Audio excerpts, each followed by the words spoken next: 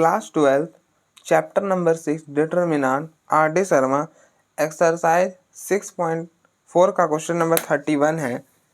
A salesman has the following record of sales during the 3 months for the 3 items A, B and C which have different rates of commissions.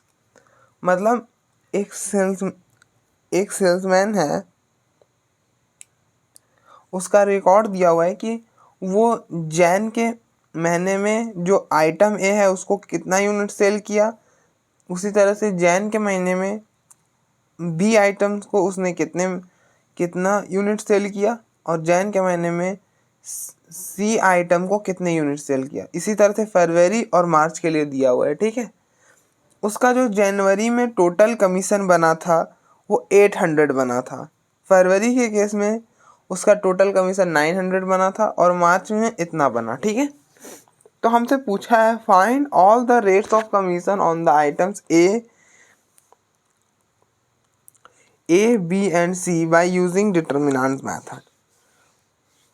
मतलब हमको, आप देखो, इन तीनों का जो भी कमीशन बना था वो पूरा टोटल करके ये दिया हुआ है. हमसे पूछा है कि आप बताओ ए का कमीशन कितना बना. मतलब इन तीनों का इंडिविजुअल का कमीशन पूछा है. मतलब क्या पूछ रहा है कि जैसे अगर आपने, मतलब अगर एक यूनिट आपने ए को भी, मतलब आपने कोई भी सेल्समैन ने अगर ए आइटम को एक यूनिट बेचा है तो इस पर वो कितना कमीशन देता है. कोई भी होगा कंपनी, वो जो कमीशन देता होगा. और बी पर इसी तरह से एक यूनिट बेचने में कितना कमीशन लगता है और सी पर कितना लगता है वो हमको निकालना है. ठीक है, ठीक है, तो आप यहाँ पे लेट कर लो. लेट हमको यही चीज निकालना, तो हमने इसको एक्स वाई जेड ले लेते हैं. Let X Y and Z be the rate of commission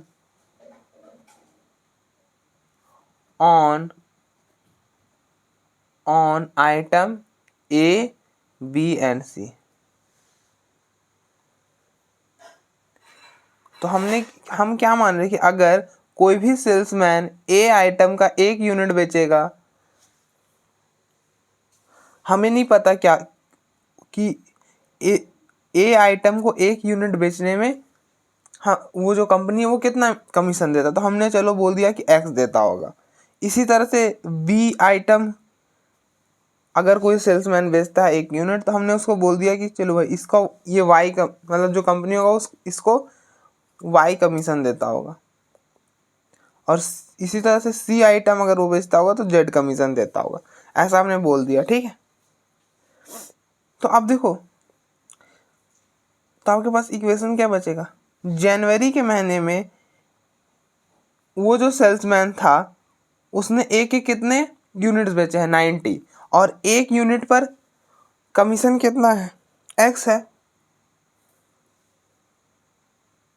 तो उसने 90 बेचे हैं, तो टोटल कमीशन ए पर कितना बनेगा, 90x. मतलब आप ऐसे समझ सकते हो कि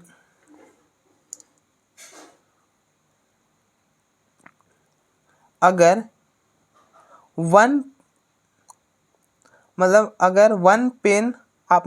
वन पेन का कॉस्ट 10 रुपीज़ है. ठीक है, 1 पेन का कॉस्ट 10 रुपीज़ है और मैंने बोला आप 10 पेन खरीद लाओ, तो आप बोलोगे आप पैसा दो पहले 10 पेन का. अच्छा, तो 10 पेन का कितना कॉस्ट बनेगा, तो एक पेन का जो कॉस्ट था वो 10 था, तो 10 पेन का क्या होगा, आप 10 मल्टीप्लाई कर दोगे. आप देखो ना, दोनों साइड 10 मल्टीप्लाई कर दिया. यहाँ पर ये पेन्स है और यहाँ पर ये इसका कॉस्ट है. ठीक है, तो आप देखो, आराम से सुनो कि देखो, अगर एक पेन का कॉस्ट है 10 रुपीज़ और मैंने बोला आप 10 पेन्स लेके आओ, तो आपने बोला अच्छा 10 पेन ला तो दूंगा लेकिन आप पहले पैसा दो. तो आप कितना पैसा मुझसे लोगे, तो आप इन दोनों साइड 10 से मल्टीप्लाई कर दो, तो आप हमसे लोगे 100 रुपीज़. ठीक है, 100 रुपीज़ हो जाएगा. मतलब हमने क्या करा कि जितना पेन था उसको यहाँ पे मल्टीप्लाई कर दिया कॉस्ट के साथ. तो हम बोल रहे थे कि जो सेल्समैन है ना, उसने एक ए आइटम के 90 यूनिट्स बेचे हैं और एक यूनिट बेचने में कमीशन कितना है, एक्स है, तो उसने 90 बेचे ना, तो 90x हो जाएगा।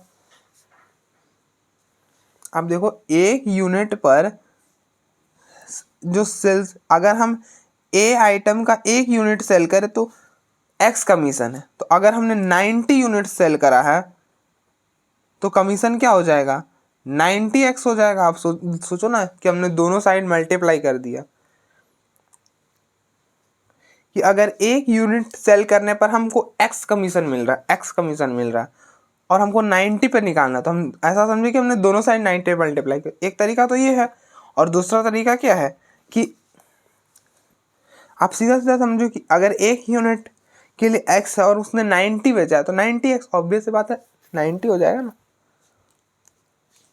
इसी तरह से उसने आइटम बी के कितने यूनिट सेल किए, 100, और एक यूनिट पर कमीशन था वाई, उसने 100 बेचे, तो उसका जो भी कमीशन बनेगा वो 100y हो जाएगा।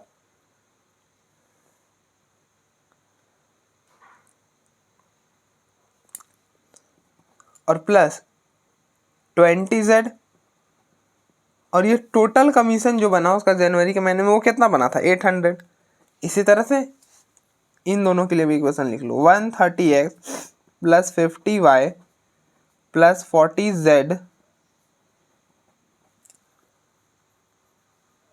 Equal to 900, 60x plus 100y plus 30z equal to 850। ये तीन इक्वेशन बन गए।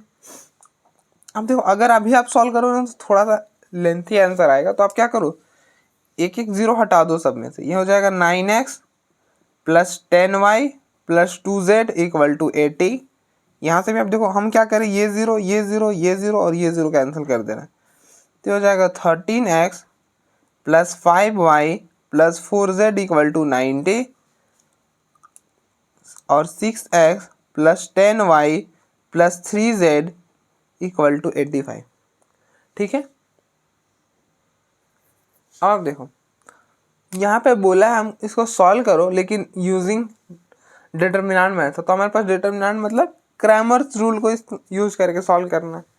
ठीक है, तो क्रैमर्स रूल, तो क्रैमर्स रूल की मदद से एक्स की वैल्यू हम कैसे फाइंड करते हैं, डेल्टा 1 अपॉन डेल्टा की मदद से, वाई की वैल्यू हमें मिलती है डेल्टा 2 अपॉन डेल्टा की मदद से, और जेड मिलता है डेल्टा 3 अपॉन डेल्टा की मदद से। ठीक है, तो बेसिकली एक्स वाई जेड निकालने के लिए हमको पहले डेल्टा 1 डेल्टा और डेल्टा 2 डेल्टा 3 निकालना होगा, तो हम पहले डेल्टा निकालते हैं। चट,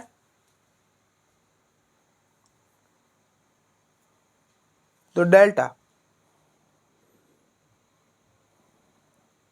डेल्टा क्या हो जाएगा, हमें डेल्टा कैसे मिलती है, एक्स वाई जेड का कोफिशिएंट, तो एक्स का है 9 13 6 10 5 10 2 4 3। आप इसको एक्सपेंड करो तो ये वाला एलिमेंट कौन सा होता है, A11, इन दोनों का सम 1 प्लस 1 2, 2 इवन है ना, तो प्लस माइनस प्लस। ठीक है, प्लस 9,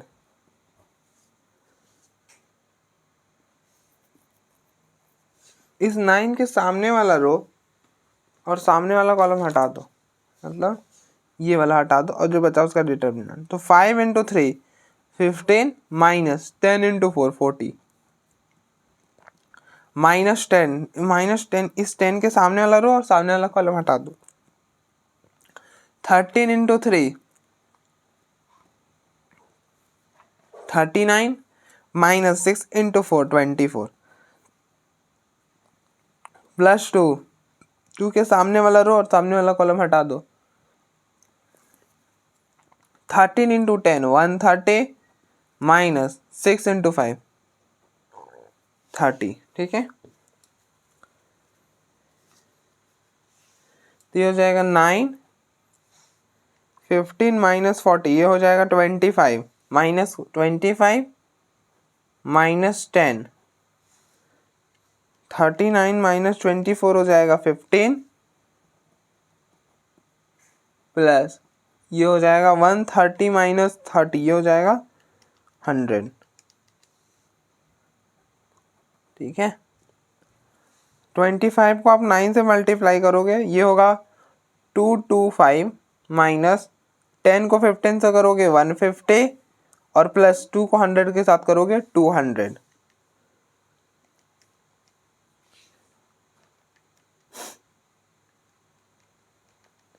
इसको सॉल्व करोगे, ये आ जाएगा -175, ठीक है। फिर नेक्स्ट आप डेल्टा 1 निकालो। डेल्टा 1 हमें मिलता है कि डेल्टा के जो फर्स्ट वाला कॉलम है ना, ये वाला ये फर्स्ट कॉलम, डेल्टा के फर्स्ट कॉलम को रिप्लेस करो इस RHS वाले साइड के साथ। क्या है? 80, 90, 85 और फिर इन दोनों कॉलम को एज इट इज लिखो। 10, 5, 10, 2, 4, 3 प्लस माइनस प्लस, ठीक है। अब आप एक्सपैंड कर दो। देखो 80 के सामने वाला रो और सामने वाला कॉलम हटाओ, तो ये है सामने वाला रो और सामने वाला कॉलम, हटा दिया। 5 × 3 15 माइनस 10 × 4 40 माइनस 10 के सामने वाला रो और सामने वाला कॉलम हटाओ। देखो 90 × 3 ये हो जाएगा 270 माइनस 85 को 4 से करोगे, ये हो जाएगा 340, ठीक है। फिर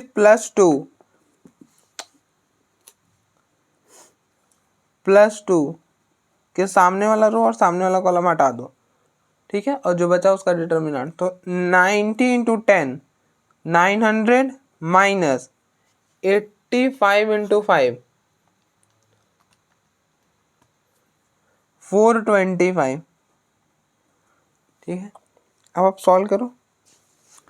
देखो 80 × 15 माइनस 40 माइनस 25 माइनस 10 270 माइनस 340, ये हो जाएगा -70 प्लस 900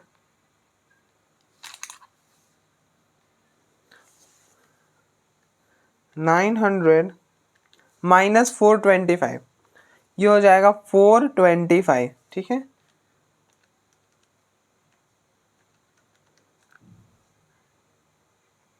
फिर 475 होगा ना। अब हम 80 को 25 से मल्टीप्लाई करो, ये हो जाएगा -2000 25 × 8 200 और 1 0, ठीक है। माइनस, अब देखो ये माइनस और ये माइनस, प्लस 70 × 10 700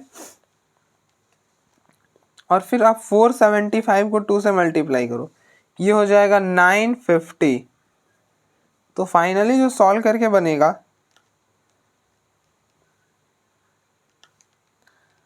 वो आपका बनेगा -350, ठीक है। तो आप यहाँ तक देखो। नेक्स्ट हम डेल्टा 2 निकालेंगे।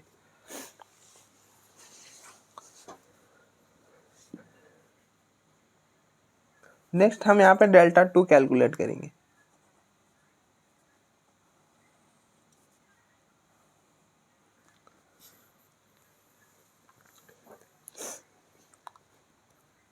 डेल्टा 2 हम कैसे निकालते हैं? डेल्टा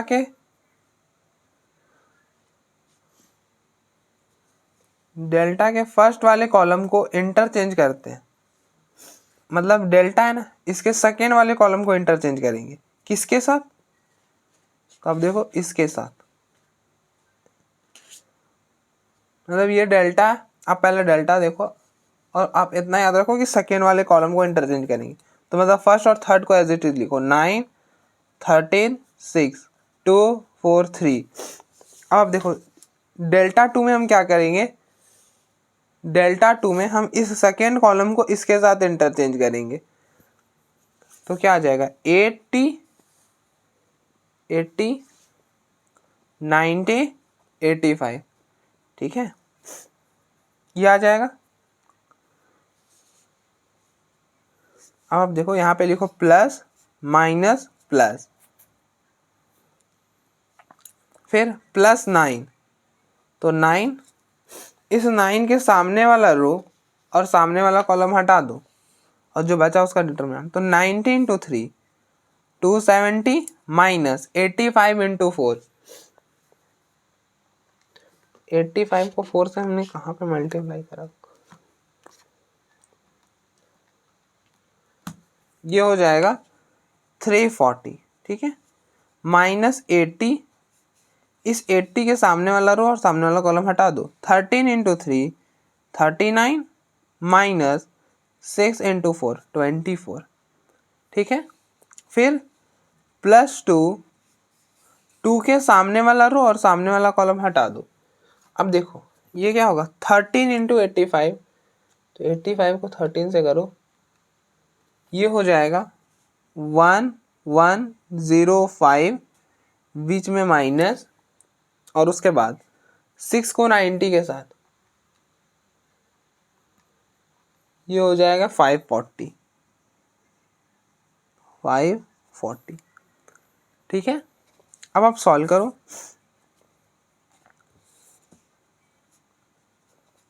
अब देखो 9 270 माइनस 340, ये हो जाएगा माइनस 70 माइनस 80। अब देखो 39 माइनस 24 15 प्लस 2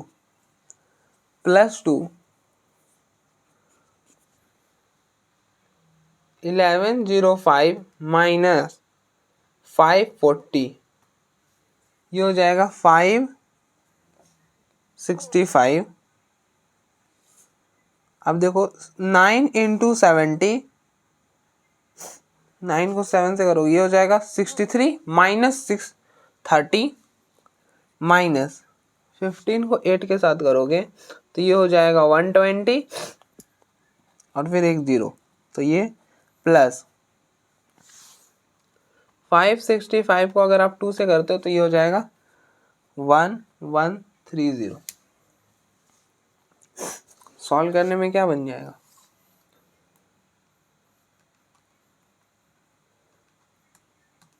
सॉल्व करोगे तो ये बनेगा -700, ठीक है, -700। इसी तरह से हम डेल 3 निकालेंगे।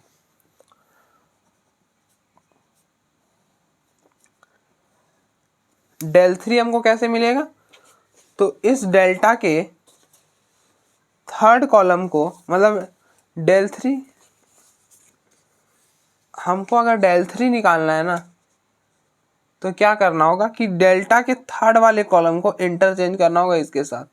तो आप देखो ये 2 एज इट इज लिखो, 9 13 6 10 5 10 10 5 10, और इस थर्ड कॉलम को इसके साथ इंटरचेंज कर दो, 80 90 85, ठीक है। अब आप सॉल्व करो क्या बनेगा। अब देखो प्लस माइनस प्लस 9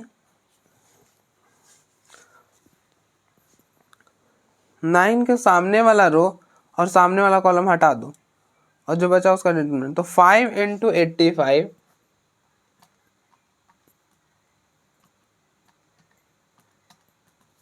ये हो जाएगा 425 माइनस 10 इंटू 90 900 माइनस 10 फिर 10 के सामने वाला रो और सामने वाला कॉलम हटा दो, 85 इंटू 13,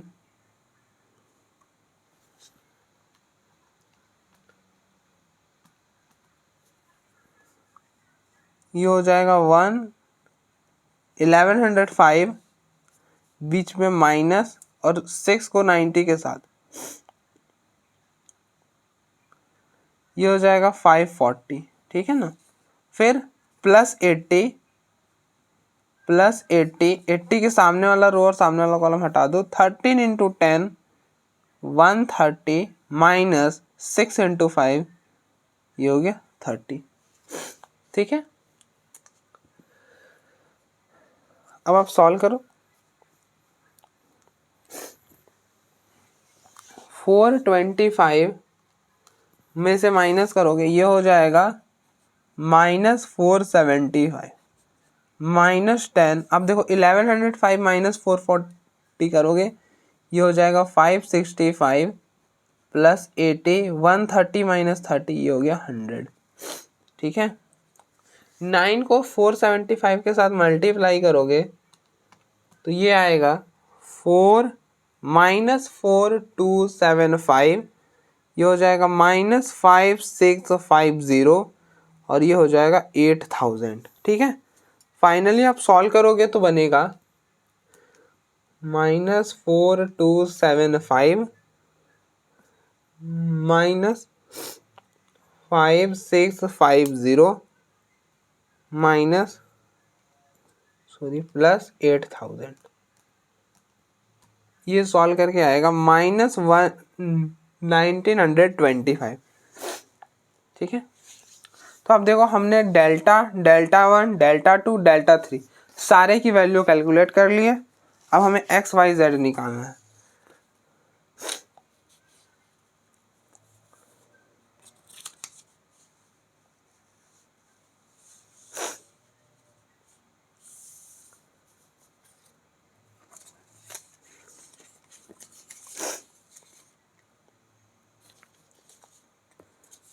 तो एक्स की वैल्यू कैसे लाते हैं, डेल्टा 1/डेल्टा से।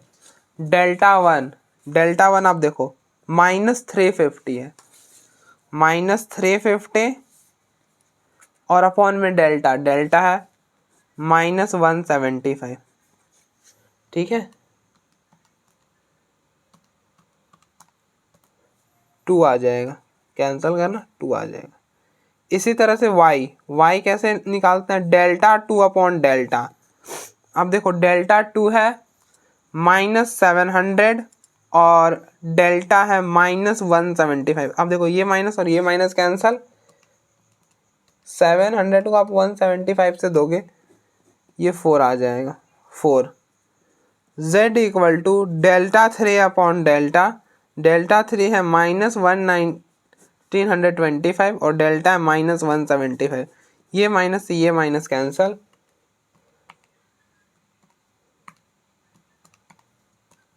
ये डिवाइड करना, अब ये बनेगा 11। ठीक है, तो देयरफॉर आप लिख लेना हेंस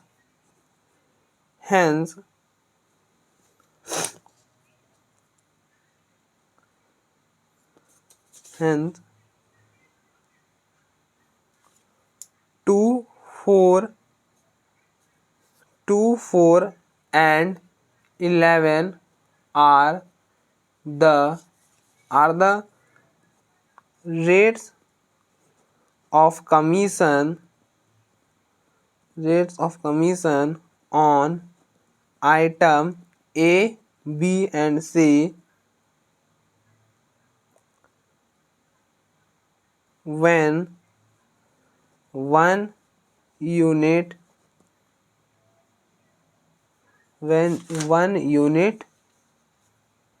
is sold। ठीक है,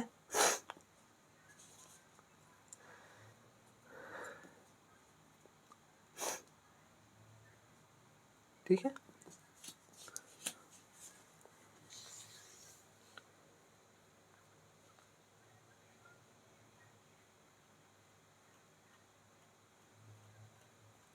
अब देख लो एक बार।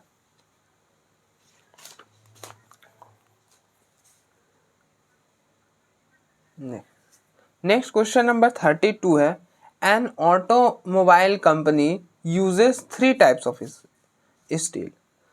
मतलब कि एक कोई कंपनी है ऑटोमोबाइल का, ठीक है, ये ऑटोमोबाइल का कोई कंपनी है, ये 3 टाइप के स्टील को यूज करता है। एक स्टील यूज करता है S1, एक स्टील यूज करता है S2 और एक स्टील यूज करता है S3। ठीक है, एक ऑटोमोबाइल का कंपनी है, मतलब कोई कंपनी है ऑटोमोबाइल का, मतलब आप तो समझिए।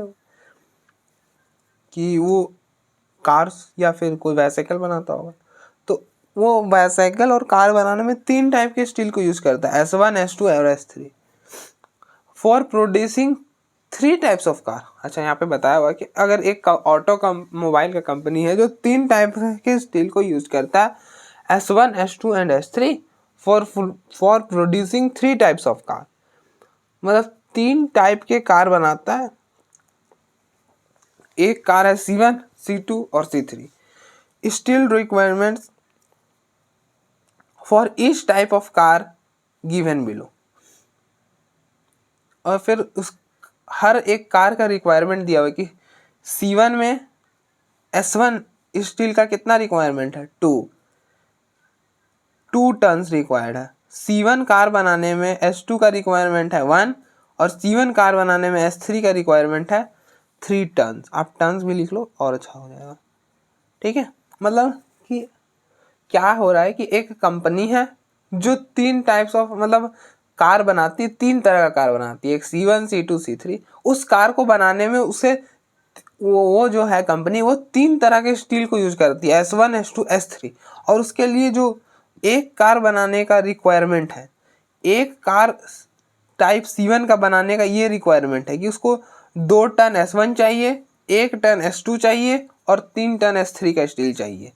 इसी तरह से कार C2 के कुछ रिक्वायरमेंट है कि एक कार C2 टाइप का बनाने के लिए उसे इतने इतने टन स्टील चाहिए, कि S1 का 3 टन स्टील चाहिए, S2 टाइप का 1 टन स्टील चाहिए और S3 टाइप का 2 टन स्टील चाहिए, ठीक है। और उसी तरह से C3 के लिए दिया हुआ है कि कार C3 बनाने के लिए उसको स्टील के मतलब S1 वाला स्टील इतना टन चाहिए, S2 वाला स्टील इतना चाहिए, S3 वाला स्टील, मतलब रिक्वायरमेंट दे रखा है ओवरऑल, ठीक है। यूजिंग क्रैमर्स रूल, आप देखो यहाँ पे पहले ही बोल दिया कि आप क्रैमर्स रूल की मदद से find the number of cars, या आप कार निकालो कि कितने नंबर ऑफ कार्स आप बना पा रहे हो ईच टाइप ऑफ। तो हम बोल देते हैं लेट, अब देखो find the number of cars of each type which are produced, मतलब हमें नहीं पूछा, हमने पूछा है कि कितने नंबर ऑफ कार आप बना पा रहे हो हर टाइप का। तो हम बोल देते हैं let X, Y and Z number of cars are made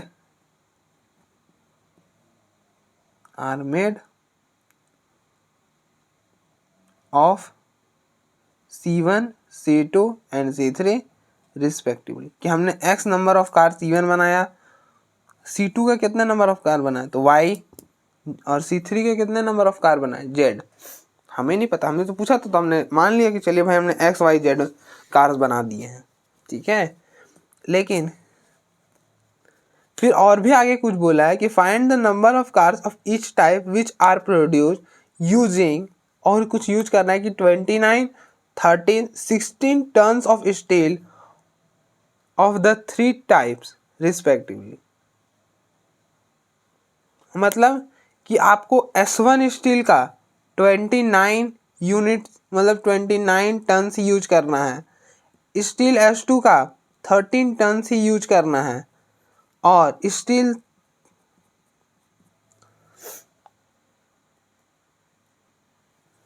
और S3 का कितना यूज करना है, 16 टन यूज करना है,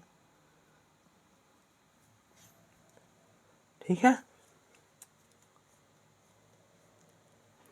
कि अगर आप 29 टन S1 का यूज कर जाते हो, मतलब यूज कर सकते हो, 13 टन S2 का यूज कर सकते हो और 16 टन S3 का यूज कर सकते हो, तो आप बताओ कि आप कितना नंबर ऑफ कार्स बना सकते हो, ठीक है। तो आप देखो एक कार C1 का हम कितना बना रहे हैं, X बना रहे हैं, तो X बना रहे हैं।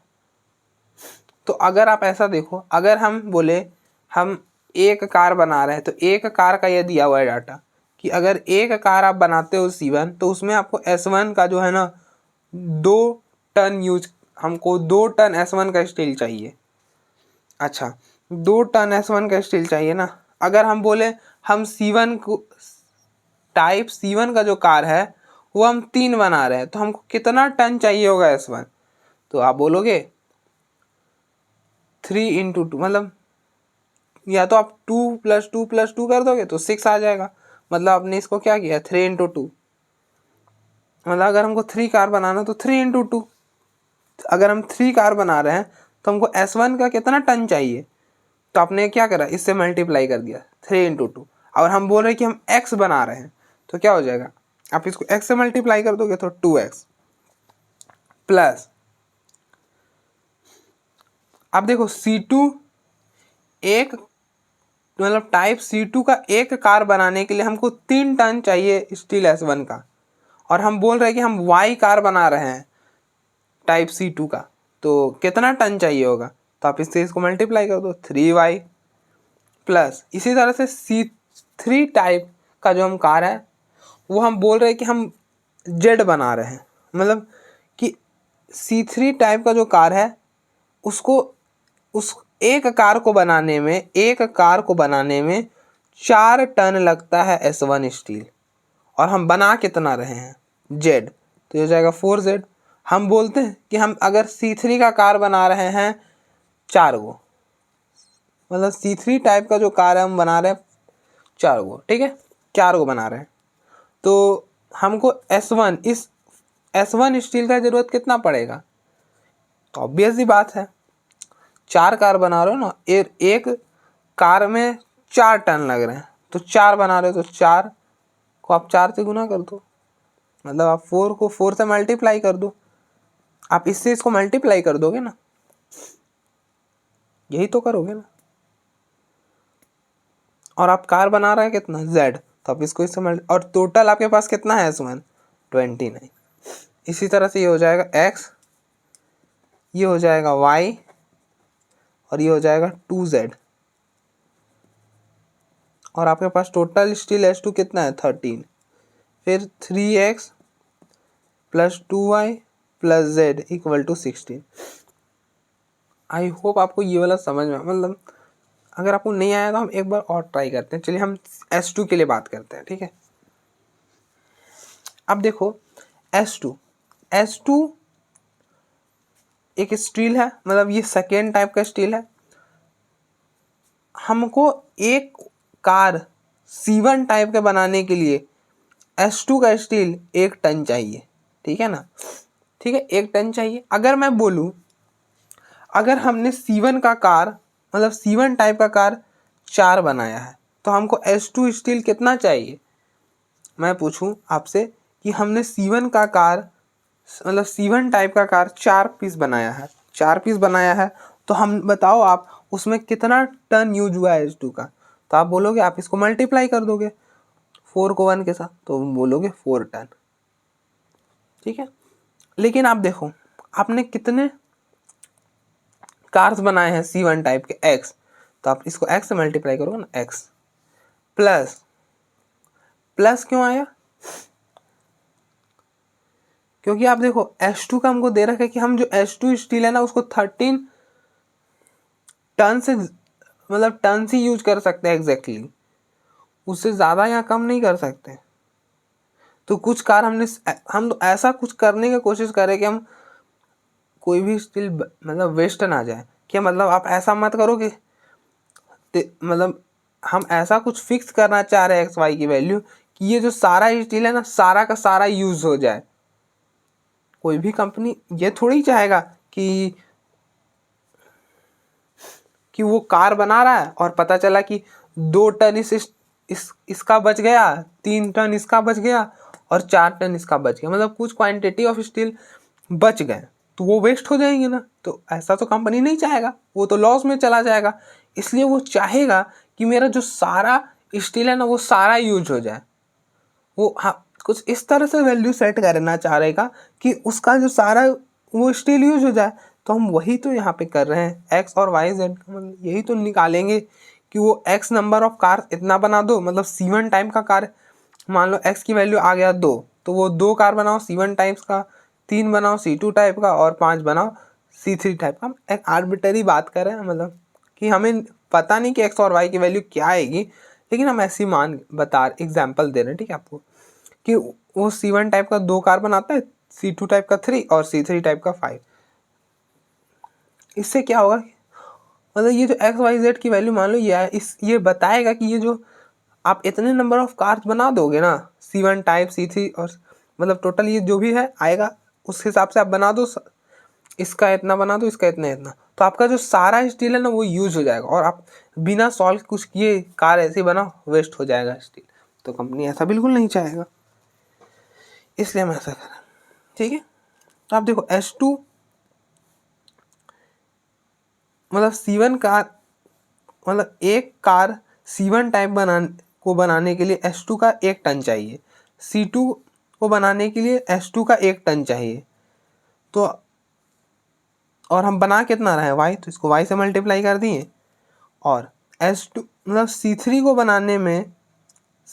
बनाने के लिए 2 टन चाहिए H2 का, और हम बना कितना रहे तो Z, तो आप इसको Z से कर दोगे ना, तो वैसे ही तो निकलता है कॉस्ट, मतलब कॉस्ट बोल रहे वैसे ही तो हम निकालते हैं ना, कि एक के लिए इतना चाहिए, हमको Z के लिए निकालना, तो आप इसको Z से मल्टीप्लाई कर दिए 2Z, और सारे को ऐड करके उसको 13 के इक्वल कर दिए, क्योंकि टोटल S1 तो इतना ही यूज हो रहा है। इसी तरह से इसके लिए अब हम सॉल्व करेंगे। तो क्रैमर रूल में हम x की वैल्यू कैसे निकालते हैं, डेल्टा 1 अपॉन डेल्टा से, y की वैल्यू निकालते हैं डेल्टा 2 अपॉन डेल्टा से, और z डेल्टा 3 अपॉन डेल्टा से, ठीक है।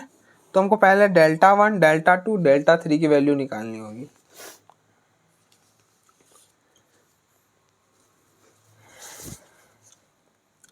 तो डेल्टा की वैल्यू कैसे हम निकालेंगे, एक्स वाई जेड का कॉफिशिएंट क्या है, 2 1 3 3 1 2 4 2 1। आप एक्सपैंड करो, ये कौन सा एलिमेंट है, A1 1 है, इन दोनों का सम 1 + 1 2, 2 इवन है तो प्लस माइनस प्लस, ठीक है, अल्टरनेटिव का लिए +2। तो इस 2 के सामने वाला रो और सामने वाला कॉलम हटा दो, और जो बचा उसका एलिमेंट, तो 1 × 1 1, बीच में -2 × 2 4, फिर -3 के सामने वाला रो और सामने वाला कॉलम हटा दो, 1 × 1 1, बीच में -3 × 2 6, +4, इस 4 के सामने वाला रो और सामने वाला कॉलम हटा दो, 1 × 2 2, बीच में -3 × 1 3, 2 × 4 -1 - 4 -3 -3 1 -6 -5 +4 2 - 3 -1, तो 2 - 3 -6 -3 × -5 15 और -4, तो ये आ गया 5, ठीक है। -6 -4 -10 और +15, तो 15 - 10 5। फिर डेल्टा 1 हम कैसे निकालते हैं, डेल्टा के फर्स्ट कॉलम को इंटरचेंज करते हैं किसके साथ, ये डेल्टा का फर्स्ट कॉलम, इसको इंटरचेंज करो इसके साथ, 29 13 16, और इन दोनों कॉलम को as it is 3 1 2 4 2 1 plus minus plus 29 के सामने वाला रो और सामने वाला कॉलम हटा दो, और जो बचा 1 × 1 1, बीच में -2 × 2 4, -3 के सामने वाला रो और सामने वाला कॉलम हटा दो, तो 13 × 1 13, बीच में -16 × 2 32, फिर +4, तो +4 के सामने वाला रो और सामने वाला कॉलम हटा दो, जो बचा उसका रिटर्न हुआ, तो 13 × 2 26, बीच में -16 × 1 16, ठीक है। तो ये हो जाएगा 29 1 - 4 -3 -3 13 - 2 13 - 32 -19 +4, ये हो गया 10।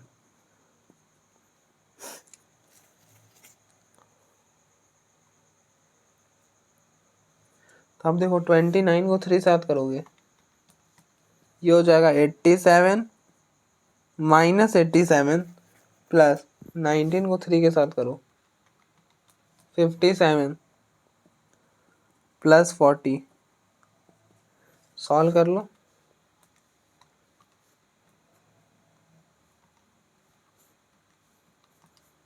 ये बन जाएगा 10। ठीक है, तो आप देखो एक बार,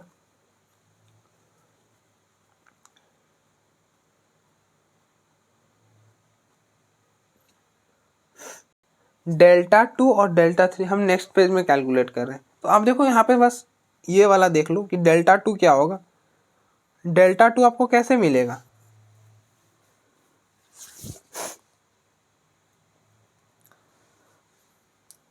डेल्टा 2 मिलेगा, डेल्टा के सेकेंड वाले कॉलम को इंटरचेंज करेंगे किसके साथ, इसके साथ। तो अब 2, 13, 16 और बाकी दो कॉलम को एज इट इज। फिर डेल्टा 3, डेल्टा 3 हमको मिलता है। अब देखो इसको अभी हम सॉल्व कर देंगे पीछे, ठीक है ना।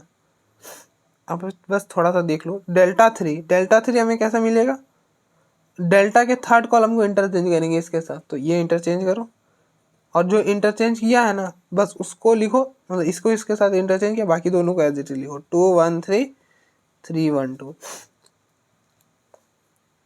ठीक है,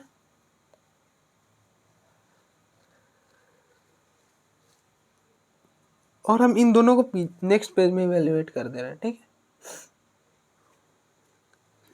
तो अब देखो डेल्टा 2 है ना, इसी को हमको इवेल्युएट करना। तो अब देखो यहाँ पे आएगा प्लस माइनस प्लस, ठीक है, +2। तो 2 के सामने वाला रो और सामने वाला कॉलम हटा दो और जो बचा उसका डिटरमिनेंट। तो 13 इंटू 1 13, बीच में माइनस, 16 इंटू 2 32, -29। ठीक है, -29 के सामने वाला रो और सामने वाला कॉलम हटा और जो बचा उसका डिटरमिनेंट। तो 1 इंटू 1 1, बीच में माइनस, 3 इंटू 2 6, फिर +4, 4 के सामने वाला रो और सामने वाला कॉलम हटाओ और 16 इंटू 1 16, बीच में माइनस, 13 इंटू 3 इंटू 13 39।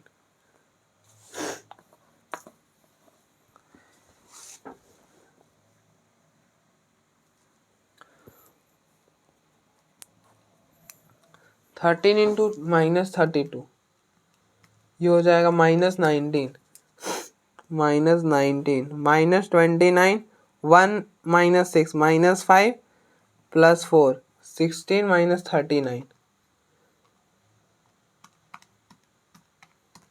-23, ये हो जाएगा -38। 29 का 5 से मल्टीप्लाई करोगे ये हो जाएगा 145 और 23 को 4 के साथ करोगे ये हो जाएगा 92। तो फाइनली सॉल्व करके बनेगा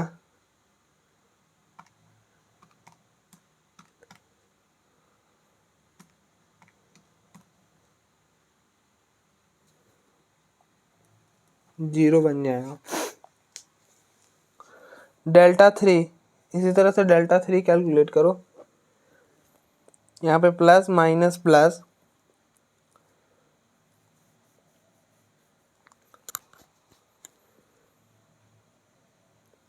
टू के सामने वाला रो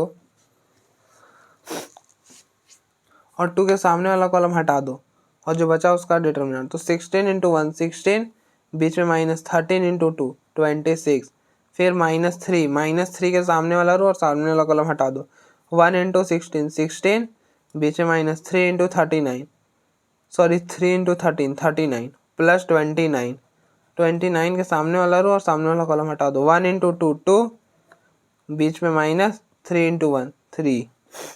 अब देखो 2 16 -26 -10 -3 16 -39 -23 और +29 2 -3 -1, ये हो गया -20। 23 को 3 के साथ करो ये हो जाएगा +69 और -29।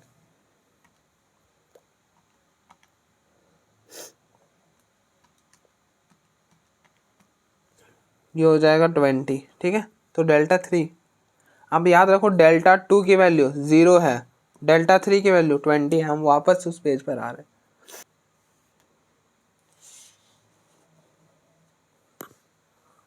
तो आप देखो इसकी वैल्यू आई कैलकुलेट करने पर 0, इसकी आई 20।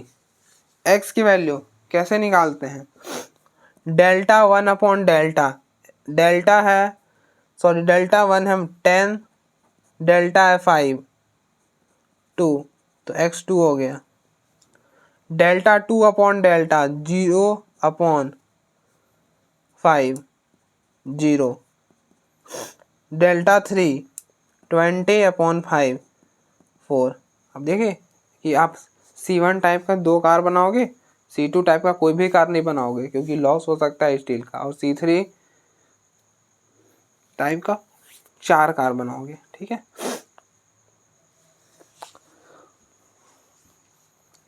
तो आप यहाँ पे लिख लो थोड़ा सा। आप देखो ऐसे लिखते जाना, फिर यहाँ पे लिखना ये वाला, और फिर यहाँ पर देखो मैं नंबरिंग कर देता हूँ, ये फर्स्ट, ये सेकेंड, और यहाँ पर फिर लिखना था। Hence 2 0 and 4 number of cars of each type are can be produced, ठीक है। hence 2 0 and 4 number of cars of each type can be produced using this, ठीक है। तो अब देखो एक बात,